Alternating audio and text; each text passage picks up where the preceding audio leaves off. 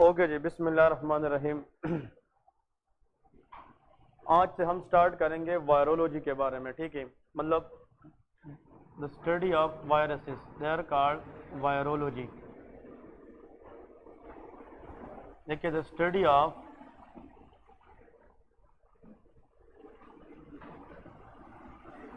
Different viruses, their genetics and diseases। ठीक है। Virology का मतलब यह है कि it is a branch of microbiology, जिसमें हम डिफरेंट वायरसेस की जेनेटिक्स के बारे में पढ़ेंगे कि आया उसमें आरएनए है और डीएनए, और फिर उसकी डिफरेंट क्या पढ़ेंगे, डिजीज पढ़ेंगे। इसमें लेके some viruses contain RNA which is ribonucleic acid and some contain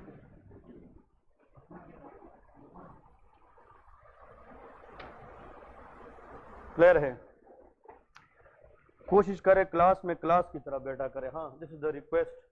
and some contain DNA.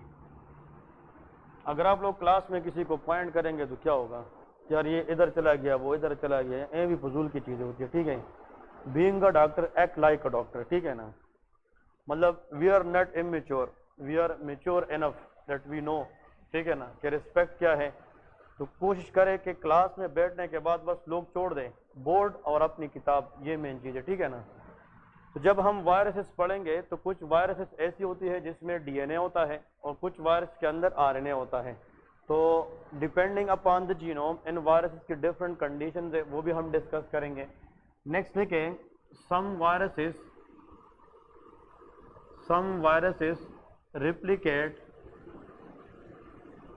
replicate inside nucleus but some in cytoplasm।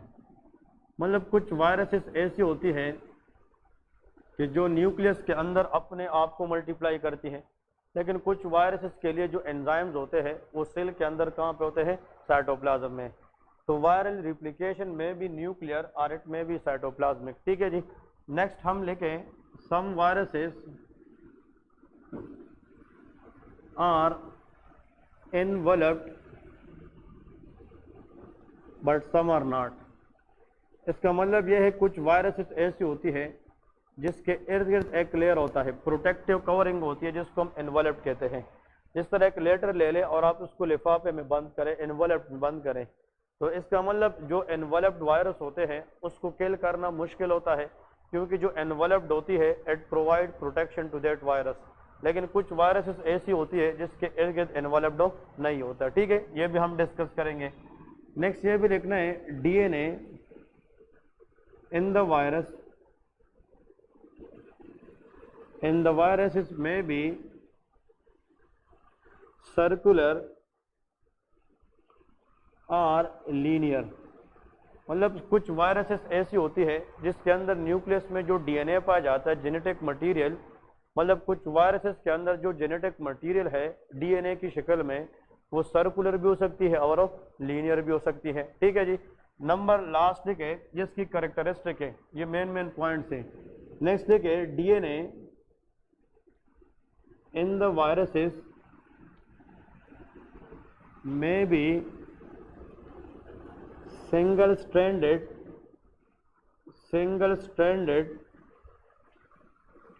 और डबल स्ट्रैंडेड। इसका मतलब ये है कि कुछ वायरसेस ऐसी होती है जिसमें डीएनए सिंगल स्ट्रैंडेड भी हो सकती है और डबल स्ट्रैंडेड भी हो सकती है, ठीक है जी।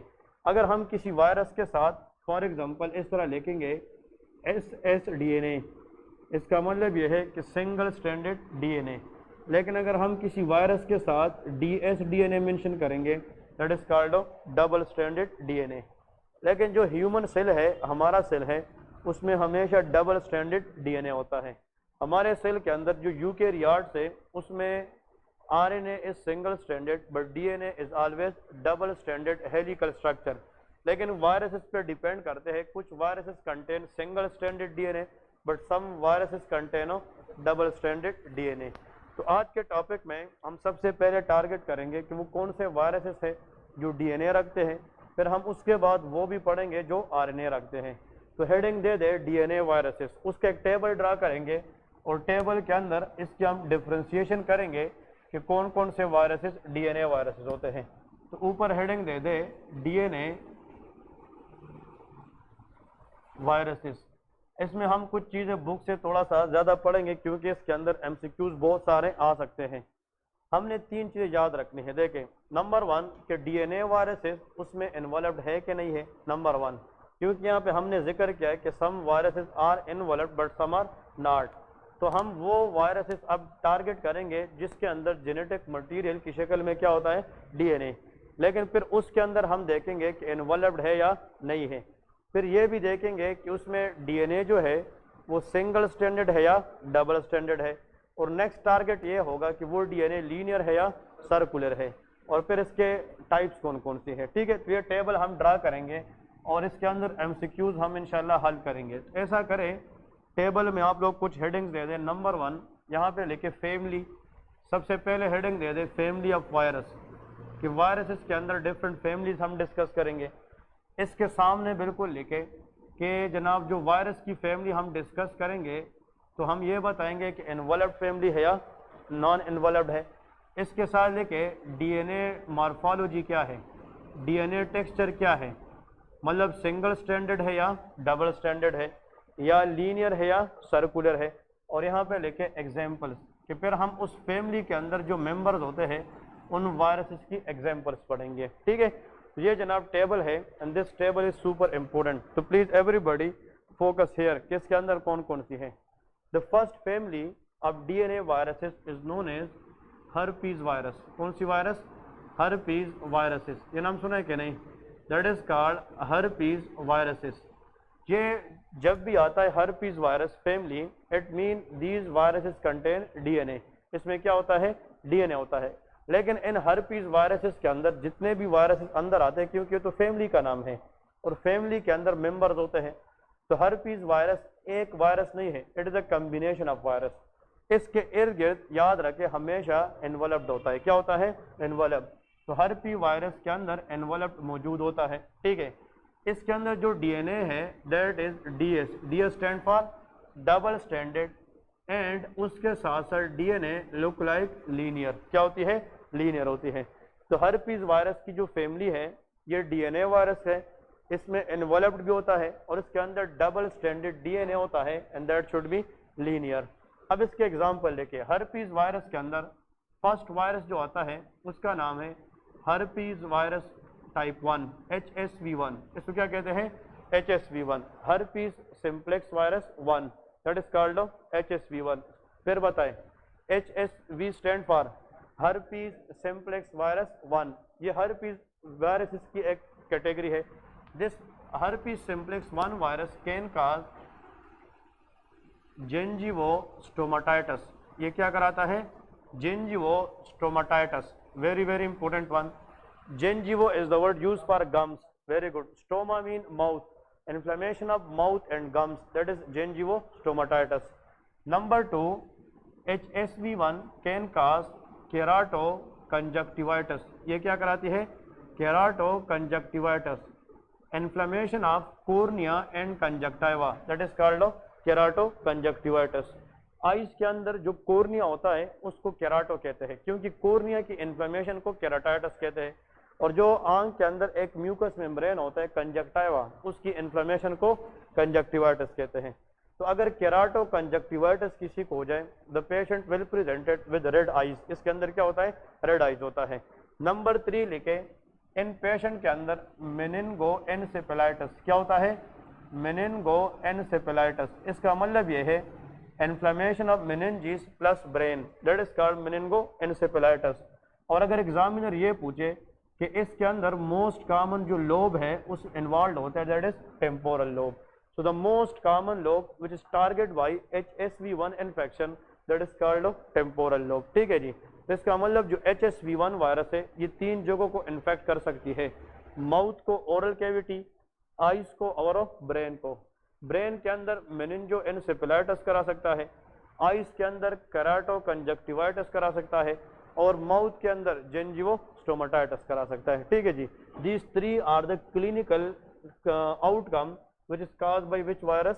HSV1, और HSV1 is belong to which category? herpes viruses। ठीक है जी, इसके बाद देखिए another member of this family that is called HSV2। कौन सा होता है? HSV2, herpes simplex virus 2। इसमें लिखे it can cause genital infection। ये क्या कराता है? genital ulcers कराता है, मतलब रिप्रोडक्टिव एरिया के अंदर ये अल्सर्स कराता है, लेकिन these ulcer is always painful ulcer. क्या होते हैं? पेनफुल। आप लोगों को मैंने बताया था सिफिलिस के अंदर, प्राइमरी सिफिलिस में जो शैंकर होता है दैट इज पेनलेस, लेकिन जो HSV2 इन्फेक्शन है it can cause painful ulcer. ये अल्सर कराता है पेनफुल जेनिटल अल्सर। ये जो HSV2 है ये फीमेल में विजाइना के अंदर रिप्रोडक्टिव ट्रैक्ट में भी होता है। तो जब बच्चे की बर्थ होती है अगर केयर ना की जाए तो ये विजाइना से मतलब डिलीवरी के दौरान किस में आ सकता है? बच्चे में, और ये बच्चे में जाकर ब्लड के जरिए रिप्रोडक्टिव ट्रैक्ट के अंदर क्या करा सकते हैं? अल्सर्स करा सकते हैं। ठीक है जी, तो ये पॉइंट्स याद रखने हैं। नेक्स्ट देखिए इसमें लेके HHV3, the next virus that is called HHV3। अब ये जो HHV3 है that is called human herpes virus 3। इसका मतलब क्या है? Human herpes virus 3। इसका एक और नाम भी है that is known as varicella zoster virus. ये नाम सुना है कि नहीं? That is called VZV, varicella zoster virus. तो आज के बाद याद रखें वेरिसिला जूस्टर वायरस को हम HHV3 भी कहते हैं। It can cause chicken pox. ये क्या कराता है? Chicken pox. आई थिंक ये तो नाम सुना होगा ना। तो अगर याद रखें कि if someone ask you what is the cause of chicken pox, chicken pox के अंदर इस तरह सुर्ख कलर के रेड रैशेज होती है बॉडी के ऊपर, और इसमें बच्चों को फीवर होता है, ज्वाइंट पेन होती है और रनी नोज होता है। और chicken pox is caused by varicella zoster virus which is also known as human herpes virus 3। और ये जो HHV3 है it is also belong to herpes virus category. ठीक है जी, इसके बाद नेक्स्ट देखें another virus which belong to this category that is known as HHV4। इसको क्या कहते हैं? HHV4 stand for human herpes virus 4। ठीक है, it is also known as what? शाबाश, इसका एक और नाम है that is also known as Epstein Barr virus. इसको क्या कहते हैं? Epstein Barr virus which is known as EBV, and that is the favourite for examiner to ask multiple time in the exam. ठीक है, जो एप्स्टीन बार वायरस है that is very very commonly ask in the exam. Epstein Barr virus एक बंदे से दूसरे को transfer होती है by the help of saliva. मतलब ये है सलाइवा कॉन्टैक्ट से एक बंदे से दूसरे को ट्रांसफर होता है। And if someone is infected by Epstein Barr virus initially in the mouth it can cause pharyngitis. ये क्या कराता है? Pharyngitis. Inflammation of pharynx is called pharyngitis, and pharyngitis will leads to pain in the throat which is called sore throat. इसको हम क्या कहते हैं? Sore throat. Painful throat को हम क्या कहते हैं? Sore throat. फिर जो एप्स्टीन बार वायरस है ये फेरेंजाइटिस कराने के बाद ये स्प्लीन को इन्फेक्ट करता है। किस चीज़ को? स्प्लीन। तो इट कैन कॉज स्प्लीनोमेगेली। ये क्या कराता है? स्प्लीनोमेगेली। इसका मतलब ये है एप्स्टीन बार वायरस के अंदर जो स्प्लीन का साइज है वो बढ़ जाती है, और जब स्प्लीन का साइज एबनॉर्मली बढ़ जाती है तो उसमें RBC लाइसिस भी ज़्यादा होती है, और RBC लाइसिस की वजह से HB का लेवल क्या हो जाएगा? कम। तो दीज पेशेंट डिवेलप अनीमिया। क्या होता है? अनीमिया होता है। ठीक है, तो एप्स्टीन बार वायरस इसमें जनाब मेन पॉइंट जो आप लोगों को याद होना चाहिए वो 2-3 है। इसके 5 सिम्टम्स आते हैं। इसको चेयर रख ले यार, दरवाजे को चेयर रख ले। ठीक है ना, 5 सिम्टम याद रखे। शाबाश, इधर फोकस करे, ये एग्जाम में ज़रूर आता है। अगर एक पेशेंट है उसको सोर थ्रोट है, जाग गए सारे? सही है, नींद उड़ गई ना? ओके जी, इसका मतलब ये है कि अगर एक पेशेंट है उसको सोर थ्रोट है, फेरेंजाइटिस है, फेरेंजाइटिस के बाद कुछ दिनों में उसकी स्प्लीन साइज भी बढ़ गई है, और साथ साथ उसको अनीमिया है प्लस फीवर है। क्या है? Fever. And this virus can infect lymph node that can cause lymph adenopathy The most common lymph node which is infected by Epstein-Barr virus, that is known as cervical lymph node. Which one? Cervical lymph node. अब ये 5 चीजें जब भी exam में आ जाए, it's mean के this is caused by which virus? Epstein Barr virus. और इसको एक हम नाम देते हैं, मैं इधर लिखता हूँ, इसका नाम लेके इस 5 चीज़ों को कंबाइंडली हम कहते हैं infectious mononucleosis. That is the exam question, infectious mononucleosis. इसका मतलब ये है कि what is infectious mononucleosis? It is a condition caused by Epstein Barr virus which is characterized by initially sore throat, pharyngitis, fever, then splenomegaly, anemia and cervical lymph adenopathy. इन 5 चीज़ों को combined हम क्या कहते हैं? Infectious mononucleosis. अब मैं ये भी प्रूफ करना चाहता हूँ कि इसको ये नाम क्यों देते हैं। देखें, ये जब सर्जन ने या डॉक्टर ने इनिशियली देखा था तो इसमें हुआ क्या था? मेन पॉइंट ये है कि जब भी इन्फेक्शन वायरल होती है वायरस, तो उसके खिलाफ जो हमारे बॉडी में सेल काम करते हैं, दे आर कॉल्ड लिम्फोसाइट्स। कौन से cell? Lymphocytes. Lymphocytes are the fighter cell against virus infection. जिस तरह बैक्टीरिया के खिलाफ न्यूट्रोफिल काम करते हैं, इसी तरह वायरस के खिलाफ लिम्फोसाइट्स काम करते हैं। अब सुन ले, यहाँ पे ये जो एप्स्टीन-बार वायरस है, ये तो बी वायरस का है। अब इस वायरस के खिलाफ कौन काम करेगी? लिम्फोसाइट। कौन काम करेगी? लिम्फोसाइट। अब नॉर्मली जब हम लिम्फोसाइट को ब्लड में देखते हैं, इधर फोकस करें तो आप लोगों को मजा आएगा कि यार इसका नाम क्यों है। जब हम नॉर्मली लिम्फोसाइट को ब्लड में देखते हैं, it look like this. Lymphocyte के सेल में छोटा सा न्यूक्लियस होता है, लेकिन इस इन्फेक्शन के अंदर, इन्फेक्शियस मोनोन्यूक्लियोसिस के अंदर, जो किस वायरस ने कराई है? एप्स्टीन-बार वायरस ने। इसके खिलाफ जब लिम्फोसाइट फाइट करने लग जाते हैं तो लिम्फोसाइट के अंदर चेंज आ जाती है। वो चेंज यूँ होता है कि साइज में लिम्फोसाइट क्या हो जाता है? बढ़ जाता है। और जब वो साइज में बढ़ता है, उतना साइज में क्या चीज़ बढ़ जाता है? न्यूक्लियस भी बढ़ जाता है। अब यहाँ पे याद रखें कि अगर हम नॉर्मली देखें एक सेल जिसमें न्यूक्लियस भी क्या हो? बड़ा हो। अब सुन ले, ऐसा WBC जिसकी न्यूक्लियस छोटी होती है, दैट इज लिम्फोसाइट। और ऐसा WBC जिसमें नॉर्मली न्यूक्लियस बड़ा होता है, दैट इज मोनोसाइट। वो क्या होता है? मोनोसाइट। नाम सुने कि नहीं? अब इस इन्फेक्शन के खिलाफ काम किसने करना है? लिम्फोसाइट ने। लेकिन लिम्फोसाइट इतना बढ़ जाएंगे कि वो हमें किस जैसे नजर आना शुरू हो जाएंगे? मोनोसाइट। अब ये इन्फेक्शन हुआ है कि नहीं? तो द कंडीशन इज इन्फेक्शियस। लेकिन लिम्फोसाइट ही हमें कौन जैसे नजर आते हैं? मोनोसाइट, इसलिए उसको मोनोन्यूक्लियोसिस कहते हैं। इसका मतलब यह है कि लिम्फोसाइट मोनोसाइट जैसे न्यूक्लियस में बढ़ चुके हैं। तो एप्स्टीन-बार वायरस के अंदर जो सीरम में हम चेक करेंगे वो लिम्फोसाइट होंगे कि मोनोसाइट? मोनोसाइट। और वो हमें नॉर्मल नजर आएगा कि एबनॉर्मल? इसको हम एटिपिकल लिम्फोसाइट कहते हैं। क्या कहते हैं? एटिपिकल के एबनॉर्मल लिम्फोसाइट। नॉर्मली लिम्फोसाइट का न्यूक्लियस छोटा होना चाहिए, लेकिन इसमें एबनॉर्मली वो क्या हो चुका है? बढ़ चुका है। इसलिए इस वायरस की डिजीज को हम इन्फेक्शियस मोनोन्यूक्लियोसिस कहते हैं। ठीक है जी, तो ये बहुत इंपॉर्टेंट है। नेक्स्ट इसमें आप लोगों ने याद रखना है, एप्स्टीन-बार वायरस इन्फेक्शन, ये तो इन्फेक्शियस मोनोन्यूक्लियोस भी करा सकता है, लेकिन second number this virus can cause nasopharyngeal cancer. ये क्या करा सकता है? नेजोफेरेंजियल CA कार्सिनोमा करा सकता है। और आगे हम पढ़ेंगे डिटेल से, it can cause Burkitt lymphoma. ये क्या करा सकता है? Burkitt lymphoma. This is the exam question. ठीक है ना? देखिए, लिम्फोमा का मतलब ऐसा कैंसर जो लिम्फ नोड से निकले। लिम्फ नोड से आने वाले कैंसर को हम क्या कहते हैं? लिम्फोमा। अब लिम्फ नोड से आने वाला कैंसर या तो B सेल से आ सकता है या T सेल से आ सकता है। Burkitt lymphoma is arises from B lymphocyte. ये B सेल का कैंसर है। तो ऐसा वायरस बताए जो लिम्फ नोड के अंदर B सेल से कैंसर करा सकता है, वो एप्स्टीन-बार वायरस है। और एप्स्टीन-बार वायरस का दूसरा नाम क्या है? Human herpes virus 4, which belong to which category? Herpes virus.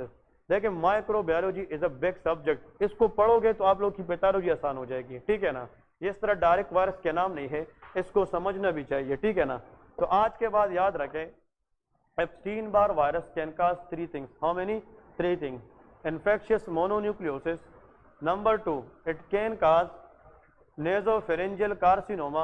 And number 3, it can cause Burkitt lymphoma. तो infectious mononucleosis के अंदर ये 5 चीजें आती है। ठीक है जी? तो ये माइल्ड इन्फेक्शन से लेके कैंसर भी करा सकता है। इसलिए एप्स्टीन बार वायरस आजकल याद रखे it is considered as oncogenic virus. ये क्या है? ऑन्कोजेनिक, क्योंकि क्या करा सकता है? कैंसर करा सकता है। तो इसको हम इग्नोर कर सकते हैं? नहीं कर सकते। नेक्स्ट वायरस लेके इस कैटेगरी के नीचे 5th नंबर, इस फैमिली के अंदर 5th नंबर वायरस देखें, that is known as cytomegalovirus, या लेके HHV5, HHV5 which is also known as साइटोमेगेलोवायरस, जिसको हम कहते हैं CMV। क्या कहते हैं? CMV, साइटोमेगेलोवायरस। इसमें लिखे इट काजेस इन्फेक्शन यूजुअली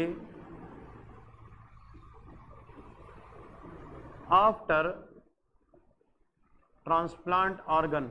याद रखें, इसका मतलब यह है कि जो साइटोमेगेलो वायरस है ये यूजुअली इन्फेक्शन तब कराता है जिन लोगों ने क्या किया हो? ऑर्गन ट्रांसप्लांट किया हो। तो ये लोग इम्यूनो कॉम्प्रोमाइज्ड होते हैं, चाहे ऑर्गन ट्रांसप्लांट हो, कैंसर पेशेंट हो या एड्स पेशेंट हो, ये सारे के सारे क्या होते हैं? Immuno compromised. और इम्यूनो कॉम्प्रोमाइज्ड पेशेंट के अंदर the most common cause of infection that is cytomegalo virus infection. ठीक है जी। तो इसका जनाब दूसरा नाम है HHV, हाँ जी 5, ठीक है। और आखिर में लेके HHV8, ये इंपॉर्टेंट है। HHV6 और 7 भी होता है but not common. HHV8 is very important, ठीक है। HHV8 human herpes virus 8, it can cause a condition known as Kaposi sarcoma. ये क्या कराता है? Kaposi sarcoma. What is Kaposi sarcoma? Anyone? आप लोगों में है सेकंड ईयर थर्ड ईयर वाले, माइक्रो पढ़ी है यूनिवर्सिटी में? हाँ, तो कब पढ़ोगे? What is Kaposi sarcoma? Anyone? Oma का मतलब क्या है? कैंसर है, ठीक है। Okay, anyone can tell me which cell are present on the inner line of the blood vessel? Blood vessel के अंदर वाले साइड पे कौन से सेल होते हैं? Endothelial cells. एंडोथेलियल सेल से आने वाले कैंसर को ब्लड वेसल में कापोसी सार्कोमा कहते हैं, ठीक है ना। तो इसका मतलब यह है the cancer that is arises from the endothelial cells of the blood vessel that is called Kaposi sarcoma. लेकिन एग्जामिनर ये पूछेगा कि जो HHV8 है ये कापोसी सार्कोमा हेल्दी पर्सन में नहीं करा सकता, यूजुअली इन एड्स पेशेंट। किस पेशेंट में? एड्स पेशेंट में। Acquired immuno deficiency syndrome.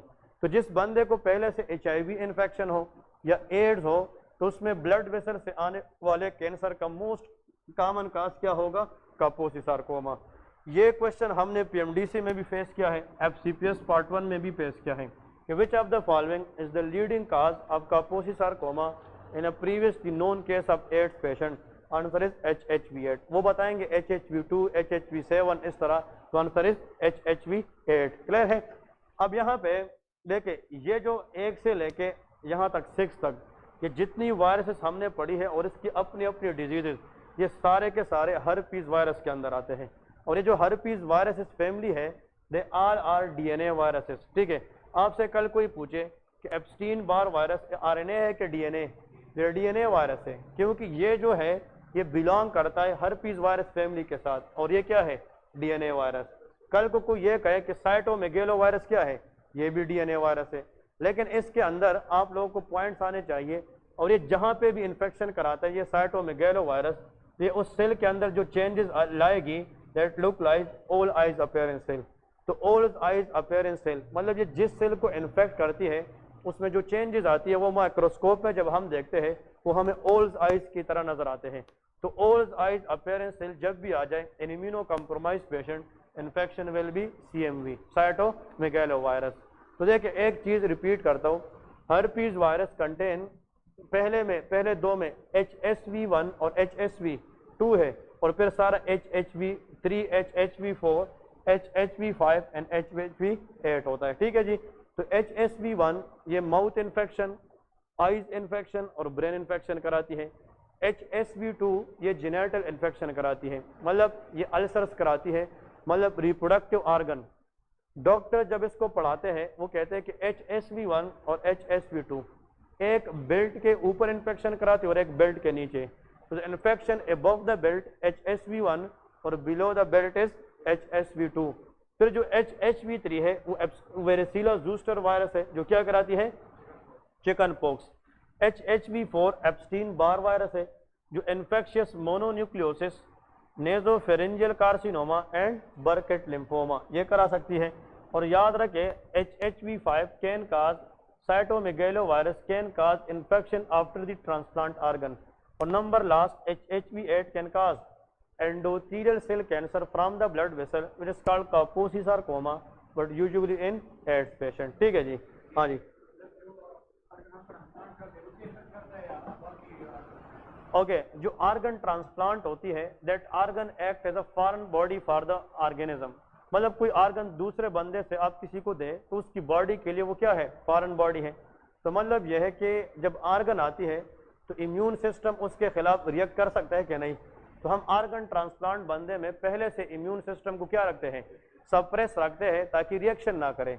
तो जो ऑर्गन ट्रांसप्लांट बंदा लेता है, ऑर्गन लेता है, तो उसकी इम्यूनिटी हमने पहले से क्या किया है, सप्रेस किया है। इसलिए साइटोमेगालो वायरस को चांस मिलता है कि उस ट्रांसप्लांट ऑर्गन पे या उस बॉडी के अंदर इन्फेक्शन कराए। ठीक है जी, ये मेन पॉइंट्स हैं।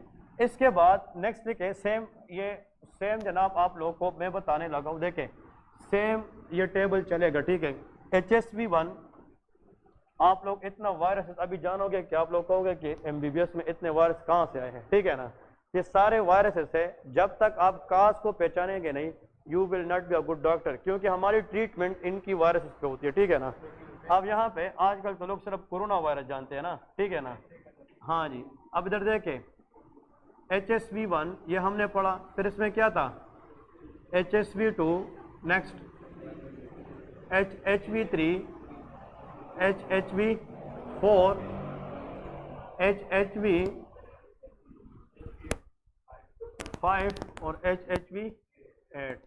ये 6 वायरसेस याद रखें, इन सब को एज अ ग्रुप कहते हैं हर्पीज वायरसेस। ठीक है ना। अब देखिए आप लोग घर में जाकर इसको 1-2 दफा पढ़े, फिर अपने आप से पूछे यार it can cause gingivostomatitis, keratoconjunctivitis and meningoencephalitis. Done. It affect temporal lobe. It can cause genital ulcers, this is called chicken pox. It can cause infectious mononucleosis. It can cause infection after transplant organ and it can cause Kaposi sarcoma in AIDS patient. That's it. ठीक है ना। इस तरह 2-2, 3-3 चीजें भी याद रखे तो एग्जाम में इंशाल्लाह आप लोगों का आसान हो जाएगा। ठीक है, नेक्स्ट कैटेगरी लेके DNA वायरस के अंदर another category that is called हेपर DNA virus. ठीक है, इसको हम कहते हैं हेपर DNA वायरस। ठीक है, ये भी एक फैमिली है हेपर DNA वायरस। अब इसमें लिखे कि इसमें इन्वॉल्व्ड है कि नहीं, तो ये इसमें भी इन्वॉल्व्ड है। ठीक है ना। ये जनाब इसमें जो DNA है, DNA that is partially double stranded, full नहीं है, पार्शियल डबल, एक not important point, partially double stranded and, लेकिन इसमें जो DNA है वो क्या होता है, सर्कुलर होता है। क्या होता है, सर्कुलर। हाँ जी, हेपर DNA वायरस का एग्जाम्पल कौन बता सकता है, शाबाश। हाँ जी, हेपर DNA वायरस, शाबाश। इसको हेपर इसलिए कहते हैं, इट कैन काज हेपेटाइटिस। ये क्या कराता है, हेपेटाइटिस, इन्फ्लेमेशन ऑफ हेपेटोसाइट। और ये खुद कौन सा वायरस है, DNA। तो hepatitis A, B, C, D ये नाम सुना है कि नहीं। All hepatitis are cause by RNA virus except hepatitis B which is a DNA virus. याद है कि नहीं।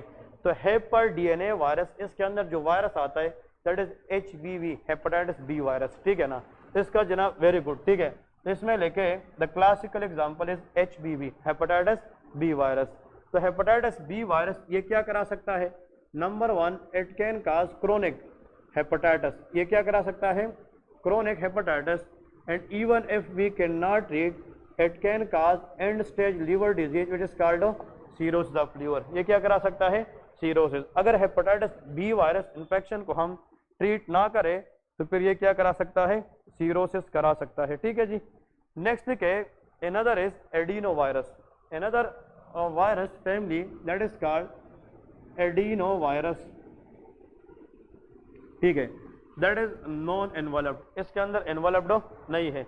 Adeno adeno mean no, no mean no envelope, ठीक है ना, इसके अंदर एनवलप नहीं है, इसका आउटर मोस्ट कवरिंग नहीं है, लेकिन it is double standard but linear DNA. ये क्या होता है, like herpes virus, herpes virus जैसे double standard and linear.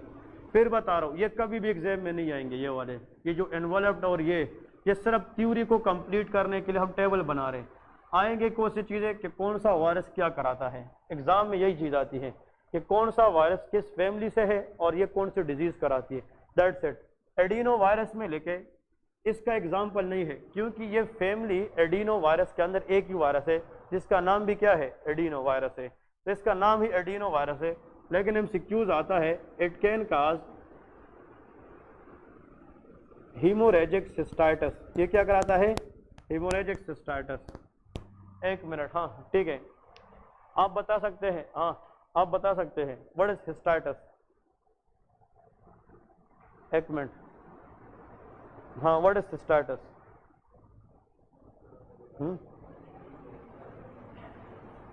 What is cystitis, very good, ये मैंने कल के लेक्चर में भी बताया था। सिस्टाइटिस का मतलब inflammation of urinary bladder accident, ठीक है ना, ये बहुत इंपॉर्टेंट है।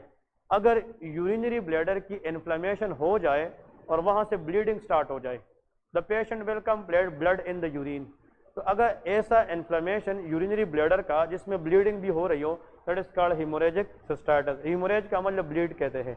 हीमोरेजिक सिस्टाइटिस का लीडिंग काज कौन सा वायरस इन्फेक्शन होता है, एडिनो वायरस। तो अगर एक पेशेंट है, वो कहता है डॉक्टर साहब मैं जब पेशाब करता हूँ तो उसमें ब्लड आता है, खून आता है, और वो कहता है कि कभी कभार जलन भी होती है, बर्निंग भी होती है, आप उसका KUB करें, किडनी यूरेटर ब्लैडर अल्ट्रासाउंड करें, और उसमें पता ये चले कि जो यूरिनरी ब्लैडर है उसकी इन्फ्लेमेशन हुई है और वहाँ से ब्लीडिंग हो रही है, तो फिर मोस्ट लाइकली अगर वायरल इन्फेक्शन है तो वो कौन सा होगा, एडिनो वायरस इन्फेक्शन होगा, ठीक है। तो adeno virus infection can cause haemorrhagic cystitis.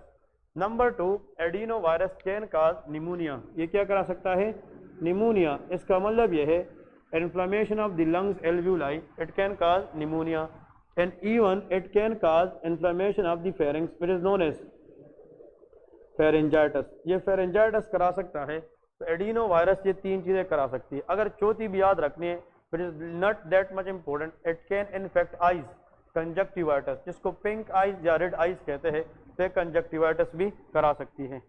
आखिर में जनाब नेक्स्ट लिखे पार्वो वायरस फैमिली, इसके अंदर लिखे another is PARVO, parvo virus, इस पे एमसीक्यूज आता है, मैं बता रहा हूँ कौन कौन सी, ठीक है ना।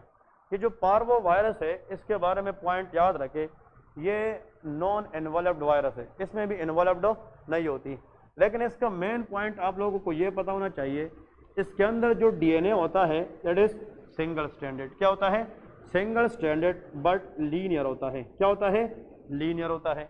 तो हमने ये बात पहले से की है कि some viruses contain double standard DNA, some are single standard. तो उसमें पार्वो वायरस कैटेगरी जो है ये DNA वायरस जरूर है, लेकिन इसमें सिंगल स्टैंडर्ड DNA होता है। ये जो पार्वो वायरस है ये जनाब मेन कहाँ पे इन्फेक्शन कराती है, यहाँ पे लिखे it can cause infection in sickle cell anaemia, इसमें सिकल सेल अनीमिया। अब ऐसा ना हो कि अपने नोट्स 2 साल बाद उठाओ और कहो कि सर ने कहा कि ये सिकल सेल एनीमिया कराता है, नहीं, this virus can cause infection in a patient who has sickle cell anaemia, जिसको सिकल सेल अनीमिया पहले से हो उसमें मोस्ट कॉमन जो इन्फेक्शन होती है वो parvo virus. It can cause infection in thalassaemia patient, किसमें, थैलेसीमिया में। अब इधर देखें, याद रखना है ये इन दोनों पेशेंट के अंदर बोन मैरो सप्रेशन कराता है, क्या कराता है, बोन मैरो सप्रेशन। और आप लोग खुद बताएं कि अगर बोन मैरो सप्रेस हो जाए तो सारे के सारे सेल की प्रोडक्शन क्या हो जाएगी, कम हो जाएगी, and this condition is called aplastic crisis. इसको क्या कहते हैं, एप्लास्टिक क्राइसिस। एप्लास्टिक क्राइसिस के अंदर RBC, WBC एंड प्लेटलेट्स, इन तीनों की लेवल क्या हो जाती है, कम हो जाती है, क्योंकि हमारे ब्लड सेल की जो प्रोडक्शन है वो बोन मैरो से होती है और वो सारे के सारे कम हो जाते हैं। The most common cause of aplastic crisis in sickle cell anaemia और thalassaemia answer is parvo virus infection. वो क्या होता है, पार्वो वायरस इन्फेक्शन। और नेक्स्ट यहाँ पे इसका नेक्स्ट लिखे तीसरे नंबर पे, it can cause slapped cheeks. Slapped cheeks से मुराद ये है इन चिल्ड्रन, ये चिल्ड्रन के अंदर फेशियल मसल को अनफेक्ट करके इसको रेड बनाती है। मतलब यह है कि इसमें बच्चे जो आते हैं उसकी फेशियल अपीयरेंस इस तरह रेड होती है कि जिस तरह किसी ने स्लैप किया है। तो slap cheeks in the children, think about which virus infection, parvo virus infection, ये भी एग्जाम में आता है, ठीक है ना। तो slap cheeks mean red faces in the children, that is again parvo virus infection. और ऐसा इन्फेक्शन जो पार्वो वायरस की वजह से हो और उसमें जनाब स्लैप चीक्स हो, इसको वैसे जनाब ये नाम दिया है, लेकिन इसके ऊपर मैंने बहुत देखा है, इसका काज नहीं है, इसको फिफ्थ डिजीज भी कहते हैं। क्या कहते हैं? Fifth disease. अब पता नहीं कि 5वें नंबर पे क्यों है, लेकिन that is also known as fifth disease. आप एग्जाम में बैठे हैं, वैसे एमसीक्यूज आए, आपके 149 नंबर है और 150 पे पास होना है, और आखिर एमसीक्यूज है और simple fifth disease is cause by, फिर आप कहोगे कि फोर्थ और फिफ्थ क्या होता है, ठीक है ना। तो फिफ्थ डिजीज का मतलब ये बच्चों के अंदर फेशियल रेडनेस को कहते हैं, स्लैप चीक्स को कहते हैं, और that is cause by parvo virus, ठीक है जी, पार्वो वायरस इन्फेक्शन। इसके बाद फिफ्थ नंबर कैटेगरी लिखे, फिफ्थ नंबर कैटेगरी में लिखे papilloma virus. Which one? Papilloma virus. हाँ जी, पेपिलोमा वायरस के अंदर लिखे papilloma virus, these are also non enveloped. ये क्या होते हैं? नॉन एनवलप्ड होते हैं। जो पेपिलोमा वायरस है ये नॉन एनवलप्ड होते हैं। इसमें जनाब डबल स्ट्रैंडेड डीएनए होती है, लेकिन सर्कुलर होती है। क्या होती है? सर्कुलर। और ये नॉन एनवलप्ड है। ये इसके इम्पोर्टेंट नहीं है, इम्पोर्टेंट वर्ड इसके जनाब क्लिनिकल आउटकम है। देखिए एक्चुअली ये जो पेपिलोमा वायरस है ये वो वायरस है जो फिंगर लाइक प्रोजेक्शन में होती है, पेपिला, ठीक है ना। हमने पेपिलरी कार्सिनोमा में जिक्र किया है। अब ये वायरस ह्यूमन को इन्फेक्ट करता है, तो इसका पूरा नाम है ह्यूमन पेपिलोमा वायरस। कौन सा वायरस? Human papilloma, HPV। अब ये जो ह्यूमन पेपिलोमा वायरस है इसके मुख्तलिफ टाइप्स होते हैं। नंबर 1 HPV स्ट्रेन का मतलब टाइप। अगर लेबॉर्ट्री वाला कहे कि इसका टाइप 6 और कौन सा है 11, या इसका जो टाइप स्ट्रेन है या वो 16 है या 18 है। इधर देखे, अब ये हमारा काम नहीं है कि स्ट्रेन 6 क्या है 11 क्या है, ये हमें लेबॉर्ट्री वाला बताएगा। आप किसी बंदे में HPV वायरस इन्फेक्शन सस्पेक्ट करेंगे तो आप उसको बताएं जाकर कल्चर करके आए। जब उस सैंपल को हम लेबॉर्ट्री भेजेंगे तो वो कहेंगे कि HPV 6-11 है या 16-18 है। बात समझ रहे कि नहीं? अगर ये 6-11 निकला तो HPV वायरस कैन काज वार्ट्स। ये क्या कराते हैं? वार्ट्स कराते हैं। वार्ट्स आर दी स्किन लीजन्स। मतलब ये स्किन लीजन्स होती है, ये any part of the body में हो सकती है, बट इट कैन काज वार्ट्स। आप लोगों ने वार्ट्स को गूगल पे सर्च करना है कि वार्ट्स की इमेजेस देखें, तो बहुत सारे लोग आप लोगों ने देखे होंगे। ऐसे लोग देखे हैं जिसकी उंगलियों पे एक्स्ट्रा गोश्त होता है, इस तरह, मतलब एक्स्ट्रा गोश्त इस तरह होता है, फिर वो कहते हैं कि इस पे तेजाब डालते हैं, उसको खत्म करते हैं, सर्जिकली उसको रिमूव करते हैं। ये सारे के सारे वार्ट्स होते हैं, ठीक है ना। लेकिन फिर भी आप लोग इमेज में जाकर देखें, डर्मेटोलॉजी के अंदर जितनी इमेजेस ज़्यादा देखोगे उतना आप लोग को वो चीज़ क्लियर हो जाएगी। वार्ट्स को डर्मेटोलॉजी के अंदर एक और नाम भी देते हैं। जब आप लोग क्लिनिकल पढ़ेंगे तो वार्ट्स को हम वेरुके कहते हैं, वेरुके, ठीक है ना। तो वेरुके इज आल्सो नोन एज वार्ट्स। लेकिन अगर HPV वायरस कौन सा इन्फेक्शन हो जाए, हाँ जी 16-18, तो ये फीमेल के अंदर जाकर सर्वाइकल कैंसर कराता है। कौन सा? Cervical cancer. And that is the very important MCQ question in the exam, ठीक है जी। सर्वाइकल कैंसर मीन के फीमेल रिप्रोडक्टिव ट्रैक के अंदर, मैंने आप लोग को कल भी बताया था, यूट्रस और वेजाइना के दरमियान ओपनिंग होता है जिसको हम सर्विक्स कहते हैं। क्या कहते हैं? सर्विक्स। और सर्विक्स से आने वाले कैंसर को हम सर्वाइकल कैंसर कहते हैं। ये जो ह्यूमन पेपिलोमा वायरस है ये सेक्सुअल कांटेक्ट के जरिए एक बंदे से दूसरे पार्टनर को ट्रांसफर होता है। अब देखें, अगर एक फीमेल है वो कंप्लेंट के साथ आती है, मतलब जो गायनी वाले हैं वो कहते हैं कि अगर एक फीमेल है उसमें जनाब कंप्लेंट है, जनाब इसके नीचे यहाँ पे लेके नोट में यहाँ पे लेके पोस्ट क्वाइटल नॉन स्टॉपेबल ब्लीडिंग, ये हिस्ट्री याद रखे। Post क्वाइटल non stoppable bleeding, post का मतलब क्या है? आफ्टर, कोआइटल का मतलब सेक्सुअल इंटरकोर्स, ठीक है ना। अगर सेक्सुअल इंटरकोर्स के बाद किसी फीमेल को नॉन स्टॉपेबल ब्लीड हो, मतलब कभी कभार सेक्सुअल इंटरकोर्स के बाद mild bleeding, that is physiological, लेकिन अगर ब्लीडिंग ना रुके विद इन 5 to 6 मिनट भी ना रुके तो इट्स मीन 90% चांस है कि इस फीमेल में सर्वाइकल क्या है, कैंसर है। तो after the sexual intercourse in a young female bleeding is not stop, it's mean there is cervical cancer. तो what is the next step, cervical biopsy. क्या लेते हैं, सर्वाइकल बायोप्सी। हम फीमेल को लेटार्टमी पोजीशन में इस तरह सुपाइन पोजीशन में लेटाते हैं और उससे सर्वाइकल बायोप्सी लेते हैं, और फिर बायोप्सी हमें यह बताए कि जो कैंसर है वो क्यों हुआ है। अगर इस फीमेल को सेक्सुअल इंटरकोर्स के दौरान कौन सा वायरस आया है, ह्यूमन पेपिलोमा वायरस, और उसका स्ट्रेन 16 और क्या था 18, then that can cause cervical cancer. तो अगर आपसे कोई ये पूछे कि human papilloma virus infection is dangerous और नॉन डेंजरस, तो आप लोगों का आंसर क्या है, ये इस तरह की अपनी करेक्टर बिल्ड करे आंसर देने में, तो everybody will love to ask you multiple question and they will like it. Someone ask you कि ह्यूमन पेपिलोमा वायरस इसकी जनाब हमारे पास इन्फेक्शन डेंजरस है या नहीं, तो आंसर ये है कि it depend upon the type of strain. अगर 611 है तो वो सिर्फ सिंपल वार्ड्स कराते हैं, वो कैंसर में कन्वर्ट नहीं होते। तो 611 are called non oncogenic strain, इसको क्या कहते हैं, नॉन ऑन्कोजेनिक, वो कैंसर नहीं करा सकते। लेकिन अगर 1618 आ जाए तो फिर क्या करा सकते हैं, कैंसर करा सकते हैं।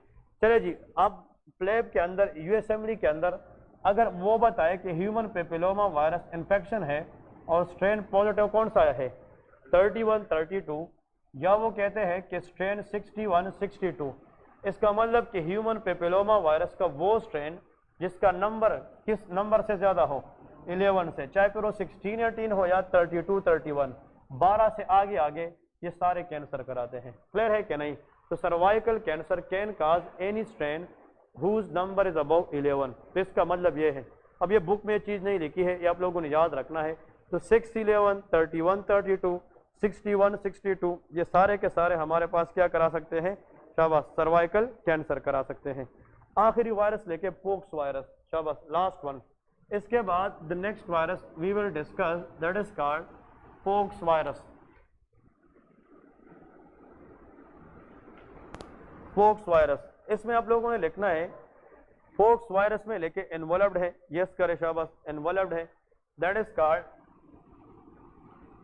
हाँ जी, इसमें डीएनए डबल स्ट्रैंडेड है and that is always linear. क्या होता है, लीनियर होता है, double stranded and linear DNA. Pox virus के सामने सिर्फ लिखे it can cause small pox, ये क्या कराता है, स्मॉल पोक्स। ये स्मॉल पोक्स करा सकता है, इसकी जो डिजीज है वो दो है, स्मॉल पोक्स, लेकिन इससे बेहतर जो डिजीज आप लोगों को एग्जाम में आती है उसको हम कहते हैं मुलस्कम कंटाजियोसम। क्या कहते हैं, ये नाम सारे नए हैं ना आप लोगों के लिए, मुलस्कम कंटाजियोसम, लेकिन examiner love to ask in AIDS patient. किस पेशेंट के अंदर, एड्स पेशेंट में। मुलस्कम कंटाजियोसम भी ये स्किन के ऊपर दाने होते हैं, लेकिन इन दानों का खासियत ये है कि अगर ये लीजन है ना, दाना है, इसकी सेंटर में होल होता है। क्या होता है, होल, इसको हम अम्बिलिकेटेड लीजन भी कहते हैं। तो आप लोग मुलस्कम कंटाजियोसम लीजन की गूगल पे पिक्चर देखे तो स्किन के ऊपर इस तरह दाने होते हैं, बाहर की तरफ दाने होते हैं, और उन दाने के सेंटर में क्या होता है, होल होता है, होल। तो मुझे ये बताए, हमारे बॉडी में जो बाहर की तरफ पार्ट निकली होती है ज़्यादातर एब्डोमेन एरिया होता है, और एब्डोमेन के सेंटर पे होल है जिसको अम्बिलिकस कहते हैं। इसका मतलब इस लीजन को भी अगर हम देखें तो स्किन से बाहर आते हैं अम्बिलिकस की तरह, और इसके सेंटर में क्या होता है, होल, इसलिए इसको हम अम्बिलिकेटेड लीजन भी कहते हैं। तो molluscum contagiosum are those lesion which contain, हाँ जी, holes in the centre but they are non tender. लेकिन पोक्स वायरस ये इन्फेक्शन सिर्फ तब कराती है when they target which patient, AIDS patient. ये एड्स पेशेंट, और ये लिख के ले ले कि this is the ask multiple time question in dermatology as well as in the analysis step 1 microbiology. ये सारा का सारा इसमें क्वेश्चन है। अब देखें यहाँ तक हम आए, these all are DNA viruses, ये डीएनए वायरस कैटेगरी है। अब एक बंदा है, ये किताब हर एक के पास है ना, देखिए क्लास लेने का फायदा क्या है, ये किताब ये फर्स्ट एड हर एक के पास है, इसके पास भी है, आप लोग के पास भी है, ये सारी चीज़ें वहाँ पे भी लिखी है, लेकिन कुछ चीज़ें जो मैंने एक्सप्लेन की है वो बुक में नहीं है। बात समझ रहे कि नहीं। तो एक तो क्लास लेने का यही फायदा है कि जो चीज़ जहाँ पे नहीं है उसको समझना, या जो चीज़ जहाँ पे मेंशन है उसको देखना, रिवाइव करना। अब मुझे ये बताए, ये टेबल आप लोग घर में भी पढ़ सकते हैं, इधर भी पढ़ सकते हैं। अब फायदा फिर क्या है क्लास आने का? फायदा ये है, शाबाश, वो टेबल सारा अब खोले। अभी जो टेबल हमने ड्रा किया है सारे के सारे उसको देखें। अब मैं आप लोगों को बता रहा हूँ कि टीचर का फायदा, गुड टीचर का फायदा इंसान को क्या होता है।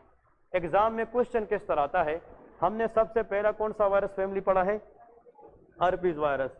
उसमें सारे के सारे देखे डबल स्ट्रैंडेड डीएनए है कि नहीं, डीएस है कि नहीं, डीएस है। उसके नीचे कौन सा फैमिली है?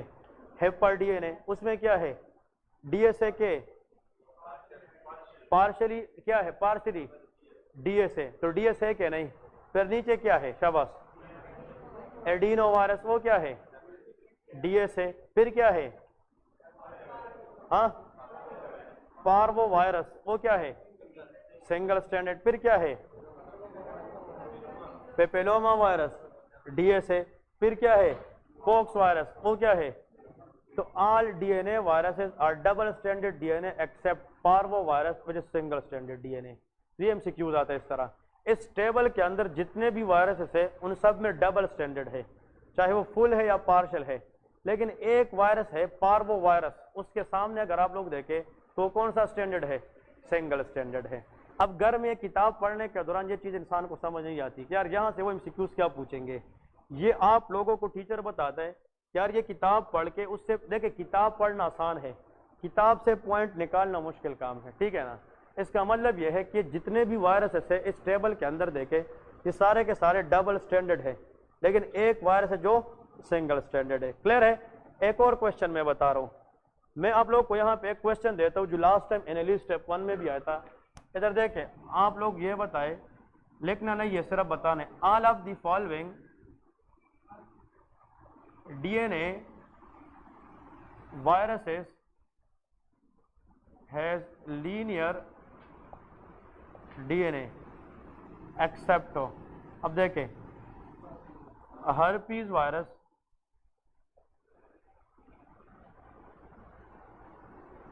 Adeno virus, हेपर DNA virus and pox virus. अब देखें ये मेन पॉइंट है, ठीक है जी। अब 4 ऑप्शन है, कहते हैं कि ये सारे के सारे जो डीएनए वायरस है इसमें डीएनए क्या है? लीनियर है। एक इनमें से जिसमें सर्कुलर है, तो क्या है? हेपर डीएनए। क्या है? हेपर डीएनए। अगर ये हेपर डीएनए हम निकाले तो एक साल ये देते हैं वो एग्जाम में, दूसरे साल में क्वेश्चन यही है, हेपर डीएनए को पेपिलोमा वायरस से रिप्लेस करते हैं। तो पेपिलोमा वायरस इसके अंदर क्या होता है? That is circular DNA. तो ऑल डीएनए वायरसेस इसमें लीनियर डीएनए है except 2 viruses, one is hepa DNA virus, another is papilloma virus, जिसके अंदर डीएनए क्या होती है? सर्कुलर होती है। बात समझ रहे कि नहीं? ये मेन पॉइंट है। अब नेक्स्ट इसमें एक और सवाल आता है एग्जाम में कि जितने भी डीएनए वायरसेस हमने पढ़े हैं ये कितने टाइप है? 6 हमने पढ़े हैं कि नहीं? 6। ये सारे के सारे अगर एग्जाम में आ जाए, इनमें सबसे लार्जेस्ट डीएनए वायरस कौन सा है? वो पॉक्स वायरस होता है। क्या होता है? Pox virus. ये वाला आखिर वाला, आखिर जो पॉक्स वायरस है लास्ट नंबर, उसके नीचे नोट में लेके it is the largest DNA virus. ये क्या है? लार्जेस्ट डीएनए वायरस है। तो ये जनाब लार्जेस्ट डीएनए वायरस के अंदर आता है, ठीक है जी। हाँ, और स्मॉलेस्ट पार्वो वायरस होता है। जो पार्वो वायरस है, अब सुन ले, मुझे ये बताए अब इसको हमने कैसे याद किया था जो आपने बताया। सारे के सारे डीएनए वायरस डबल स्टैंडर्ड है एक्सेप्ट पार्वो वायरस जो सिंगल स्टैंडर्ड डीएनए। अगर स्ट्रैंड 2 होते तो फिर वायरस का साइज ज्यादा होता, स्ट्रैंड 1 हुए तो साइज क्या है? कम है। तो सबसे कम साइज वाला वो होगा जिसमें डीएनए कौन सा स्ट्रैंड है? सिंगल।